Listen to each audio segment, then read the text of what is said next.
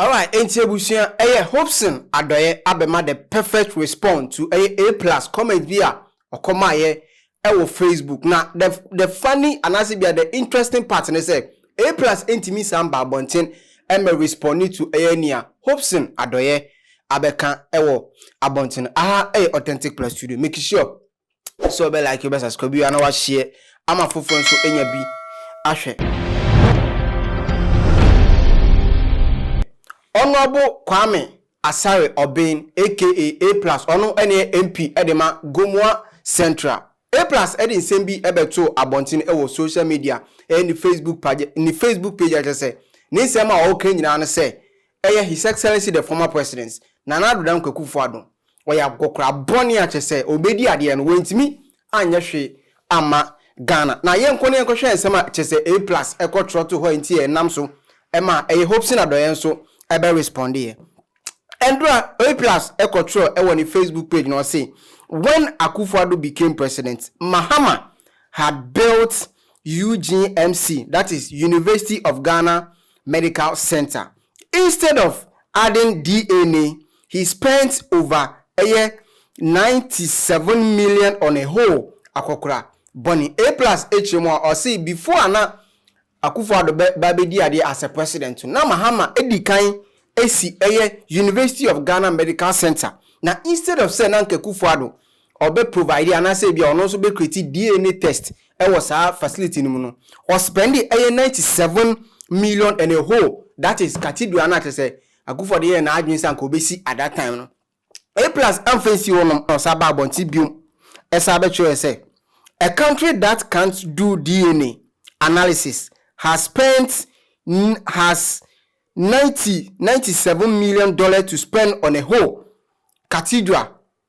A+ actually was saying a country that can do DNA analysis has 97 million dollars to spend on a whole into brackets cathedral. And has A+ not just say A+ born another cheaper say or ba ben when timi ameye obi etimi si University of Ghana Medical Center nanke was say or no so or buy as a president nanke also provided DNA test center hon when timi anya but otimi nyeska over 97 million US dollars say or best spending on a cathedral that is a whole. Until A+ and some no can and Dawson. It's later on in A+ ababa bio and a sabbat show a quotation tin or say as president Akufo-Addo equipped the police with not one but two vintage helicopters. Each of the helicopters was proudly 50 years old at the time of purchase. Together, those choppers have a combined age of 100 years, slightly older than the purchaser. Aviation historians are still debating whether they belong in the skies or in a museum. Dear pilots, please resist the temptation of flying those airborne antiquities. Akufo-Addo akokra boni. Enti A+ abechemu ka say Akufo-Addo as president no buy no. Otimi nya abutre ekoto helicopters mienu na each of the helicopter ni biano according to ono or see helicopter no baako each of them edi 50 years international ka helicopter menu no bomu a obia edi achese o madi 100 years achese na se no aviation center for eguso omodi beti se bia ombe release sa helicopters na ma fly in the air and I say bia omde ombeko museum and afi compose no o say to pilot for say each and any time bia omodi ombeko sa center ne say omokonomko fly sa helicopter na emo fly because dangerous edemo entino A+ abekika nsemu nyina na chese Hopeson Adorye enya abutre na okotena UTV ade chensoma show no so na chese okika nsem no baako no ka say in fact Ghana for na mo ka say na Akufo-Addo akoto helicopters ene nkika mebe Hopeson Adorye echemu say it is true say helicopters na omode buy no ebetumi abeso omodi 50 years but okwa abrofuma okwa abroche na it is very difficult to reproduce new helicopters. Etia no mo yen say old ones no ma change engines no se fan na no ma change everything about that particular helicopter no. They make sure say on be refabrication bio say na be new one and to say on betimi anya adaje asaye new one. Ebuso hwe video no. We be na me te say almost say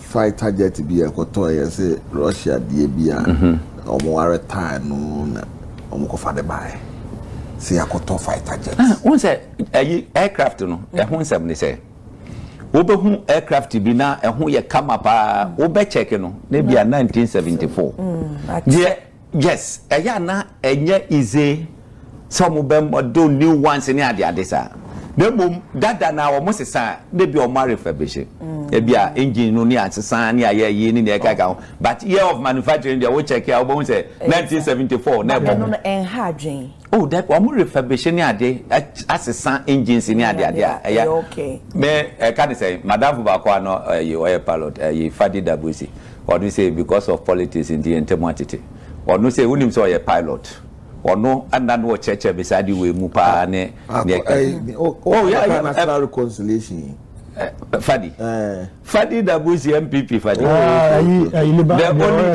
the only obroni in MPP so why a pilot so these are some of the things as I say you a pilot a pilot or a US train any other what airports I would name a Niamamu Kakano before even helicopter no a bit too and as be a flight and presidential jets normally I don't know what really goes into it dear one say flight BSC or Ghana e buy na engineers come be refueling be engine be checking your so everything is fine. There are several times KLM be near the or mother chrome home man go back or mo check or mo so be a bibi leaky a yintino muntiminko maybe or ma cancel flight then the next day to fight for fraba and to when say media or mo na soldier for nankasa engineers no or mo aye service ni de kai ka ho so on e no ntia SSC nya a good presidential jet. President Akufo-Addo as a president, not a commercial flight to Kwampa, BA Emirates. Now, on 2 or 3 occasions, at the backs, a car was landing. President. One particular one, did 3 days, 3 days, and say, now, me say obi owo President Akufo-Addo hu bia wo hwe bia wo attest to it BA for British Airways for more airport so be hwe you attest to it now one particular yibi na owo small bag bia timu say the documents bi ni manka wo hia etia ya de immediately me say ya ka se sa yo say bibia ma me say what did say you say politi hey Fim John am hoso. And man so be with me ra kwa di imagine can be. And say Benira. But imagine can be also Yira. Enira. But you see I mean this is countries I know person mo surprise African countries. Eka hui. Won beti mi abie so aska ni bibia. No masa parking pepepe hu si abie bag ne so. No mo di wadi ato wono. Na ona egu abontin. Na ona egu abontin.